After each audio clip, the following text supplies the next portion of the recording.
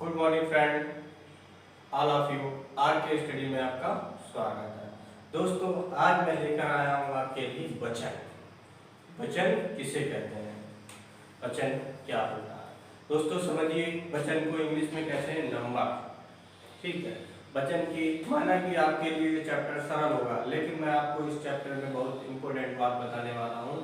आप इस वीडियो को शुरू से लेकर एंड तक देखिएगा, आपको वचन समझ में आएंगे। देखिए दोस्तों, वचन को इंग्लिश में कहते हैं नंबर। दोस्तों, वचन दूसरा क्वेश्चन बनता है, वचन कितने प्रकार के होते हैं? तो आप बताएंगे वचन दो प्रकार के होते हैं, एक वचन और बहुवचन। दोस्तों, अगर कोई आपसे पूछ दे कि वचन की परिभाषा क्या है, वचन को समझाइए, वचन की डेफिनेशन दीजिए, नंबर की डेफिनेशन दीजिए, तो आप कैसे बताएंगे किसे कहते हैं वचन? आइए दोस्तों, देखिए मेरे साथ। वचन को इंग्लिश में कहते हैं नंबर। देखिए दोस्तों, वचन की डेफिनेशन, संज्ञा अथवा सर्वनाम, संज्ञा अथवा सर्वनाम के जिस रूप से ज्ञात हो वह एक के लिए अथवा एक से अधिक के लिए प्रयोग हो उसे वचन कहते हैं। क्या? एक अथवा एक से अधिक के लिए प्रयोग हो, वो भी देखिए आप, संज्ञा अथवा सर्वनाम। संज्ञा अथवा सर्वनाम में एक अथवा एक से अधिक के लिए प्रयोग हो उसे वचन कहते हैं। ये चीजें ध्यान रखना दोस्तों, संज्ञा और सर्वनाम ये इस वचन की मोस्ट इम्पोर्टेंट बातें हैं, संज्ञा और सर्वनाम। तो दोस्तों, आपको समझ में आया होगा ये चीज कि संज्ञा अथवा सर्वनाम को एक अथवा एक से अधिक व्यक्ति हो सकते हैं, कोई भी वस्तु हो सकती है, तो इसे क्या है वचन में काउंट करेंगे। देखते हैं दोस्तों, उदाहरण देकर आपको समझाते हैं। जैसे कि लड़का खेलता है, तो लड़का क्या होगा भाई? संज्ञा यहाँ पे लिखा हुआ है, संज्ञा अथवा सर्वनाम। लड़का क्या है? संज्ञा। तो लड़का खेलता है, तो कौन है भाई? एक लड़का खेलता है, सिंगल ही तो हुआ, ये लड़का खेलता है। इसी तरीके से दोस्तों दूसरा देखिए आप, गाय चर रही हैं, गाय चर रही हैं, तो एक गाय तो है नहीं इसमें, तो ये भी संज्ञा है, संज्ञा है। तो संज्ञा इसमें एक नहीं, संज्ञा क्या है? एक से अधिक हो सकती है, चाहे दो हो, चार हो, पांच हो, कई हो सकती हैं, कोई पता नहीं, इसमें कोई गिनती तो है नहीं। लेकिन गाय चर रही है, तो ये भी संज्ञा हुई, तो एक से अधिक हुई, तो ये क्या हो गया दोस्तों? बहुवचन। तो आपको समझ में आया वचन की डेफिनेशन और वचन की जो है कितने होते हैं, कितने प्रकार होते हैं। वचन दो प्रकार के होते हैं, एक वचन और बहुवचन। दोस्तों समझ में आए होंगे, एक से अधिक जिसमें हो वो बहुवचन होगा और एक हो वह जो है एक वचन होगा। लेकिन दोनों में क्या होगा? संज्ञा और सर्वनाम एक वचन में भी आएंगे और संज्ञा और सर्वनाम बहुवचन में भी आएंगे। तो आपको ये चीजें समझनी होगी कि संज्ञा और सर्वनाम से ही वचन बनते हैं। ये चीज मोस्ट इम्पोर्टेंट है। अगर कोई आपसे परिभाषा पूछे, संज्ञा और मतलब वचन की परिभाषा पूछे, तो आप मोस्ट इम्पोर्टेंट बात बता सकते हैं, संज्ञा अथवा सर्वनाम से एक या एक से अधिक लोग, व्यक्ति, वस्तु किसी के लिए प्रयोग हो उसे वचन कहते हैं। तो दोस्तों ये बात आपको समझ में आई होगी। उसके बाद चलते हैं दोस्तों सेकंड नंबर, वचन के प्रकार दो प्रकार के होते हैं। देखिए दोस्तों, एक वचन और बहुवचन। अब दोस्तों आपसे पूछा जाए एक वचन की डेफिनेशन, तो आप बताएंगे जिन शब्दों से संज्ञा अथवा सर्वनाम के एक या एक वस्तु का बोध हो उसे क्या कहेंगे? एक वचन कहेंगे। देखिए दोस्तों, कोई संज्ञा अथवा सर्वनाम से एक वस्तु का बोध हो या एक व्यक्ति का बोध हो उसे क्या कहेंगे? एक वचन कहेंगे। जैसे कि राधा खाना खाती है, तो दोस्तों समझ में आया कि राधा सिंगल है ना, संज्ञा है और सिंगल है, तो राधा खाना खाती है। इससे समझ में आया ये एक वचन है। दोस्तों वह स्कूल जा रहा है, वह स्कूल जा रहा है, वह क्या है इसमें? सर्वनाम। तो वह इसमें क्या है? सर्वनाम। अब स्कूल जा रहा है, तो ये किसके लिए है? सिंगल के लिए, क्योंकि एक है ना, वह कोई भी, जैसे कि यहाँ सर्वनाम ना लगाकर तो लिख देते राम स्कूल जा रहा है, तो राम क्या है?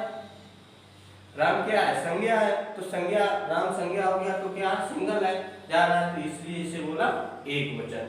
और वह स्कूल जा रहा है, तो ये भी संज्ञा की जगह पर सर्वनाम का प्रयोग कर दिया गया, तो ये भी क्या हो गया? एक वचन। दोस्तों आपको ये समझ, जैसे कि लिख सकते हैं दोस्तों, वह गीत गा रही है, वह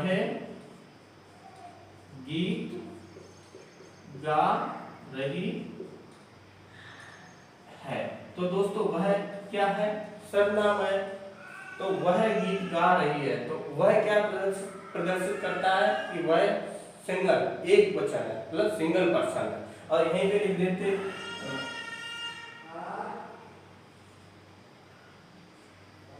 राजी, देखिए दोस्तों,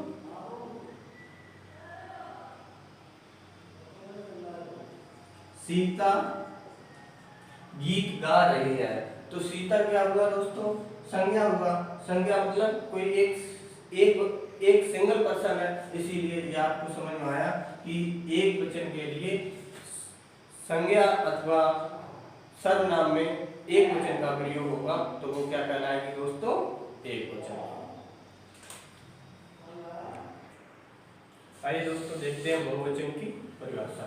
क्या है बहुवचन की परिभाषा, शब्द के जिस रूप में एक से अधिक वस्तुओं या व्यक्तियों का बोध हो उसे बहुवचन कहते हैं। क्या, एक से अधिक कोई वस्तु या एक से अधिक कोई व्यक्ति हो तो उसे जो है बहुवचन कहते हैं। जैसे दोस्तों समझिए उदाहरण से, जैसे कि मोर नाच रहे हैं, तो मोर क्या हो गया, ये संज्ञा हो गया, और मोर नाच रहे हैं, तो एक तो है नहीं मोर अनेक है, तो इसलिए ये क्या हो गया, बहुवचन। इसी तरीके से दोस्तों इधर देखिए आप, बालक पढ़ेंगे, तो एक तो बालक है नहीं, बालक संज्ञा है, और इधर पढ़ेंगे तो पता नहीं कितने बालक हो, अनेक बालक हैं, तो बालक पढ़ेंगे। तो इस तरीके से दोस्तों ये बहुवचन पहचाने होंगे।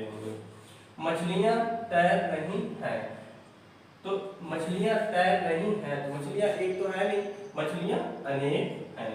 जैसे कि बे दौड़ रहे हैं, तो बे में पता नहीं कितने लोग हों, तो इस तरीके से ये क्या होगा, बे दौड़ रहे हैं, तो बे ये क्या हो गया, सर्वनाम, और सर्वनाम में पता नहीं कितने लोग दौड़ रहे हैं, तो ये क्या हो गया, बहुवचन। दोस्तों आपको ये चीज समझ में आई होगी कि एक वचन और बहुवचन और वचन। तो वचन आपको पता ही है कि वचन कितने प्रकार के होते हैं, तो बताएंगे आप, वचन दो प्रकार के होते हैं, एक वचन और बहुवचन। पहचानने के लिए आपको दोनों की डेफिनेशन बता चुके हैं दोस्तों, और देखते हैं कुछ इम्पोर्टेंट बात, जो ये नोट लिखा हुआ है इसको समझिए। देखते हैं दोस्तों, सामान्य अर्थ में व्यक्तिवाचक, द्रव्यवाचक और भाववाचक। देखिए दोस्तों, सामान्य अर्थ में व्यक्तिवाचक, द्रव्यवाचक और भाववाचक संज्ञा के बहुवचन नहीं होते हैं। जैसे कि दोस्तों बहुत से के होते हैं और लेकिन कुछ चीजों के नहीं होते हैं। देखिए राम का कभी राम में नहीं होगा, तो ये राम क्या संज्ञा है, इसमें क्या लिखा, सामान्य अर्थ में व्यक्तिवाचक राम संज्ञा है, तो ये क्या राम में नहीं होगा। कभी भी जो है एक वचन से राम का राम ही रहेगा, राम में कभी नहीं होगा, ये चीज ध्यान रखना दोस्तों। जैसे कि सोना, सोना क्या हो गया दोस्तों, ये द्रव्यवाचक, तो सोना का कभी सोने नहीं होगा, तो ये चीजें दोस्तों देखिए। जैसे कि सुंदरता, सुंदरता का कभी सुंदरते नहीं होगा, ये क्या हो गया, भाववाचक। तो ये चीज दोस्तों आपको समझ में आई होगी कि नोट में ये बात दी गई है कि सामान्य अर्थ में व्यक्तिवाचक, द्रव्यवाचक, भाववाचक संज्ञा के बहुवचन नहीं होते हैं। दोस्तों ये छोटा सा प्रयास मेरा आपको कैसा लगा, कमेंट और लाइक और शेयर करके बताइए, सब्सक्राइब भी करिए दोस्तों। जय हिंद, जय भारत।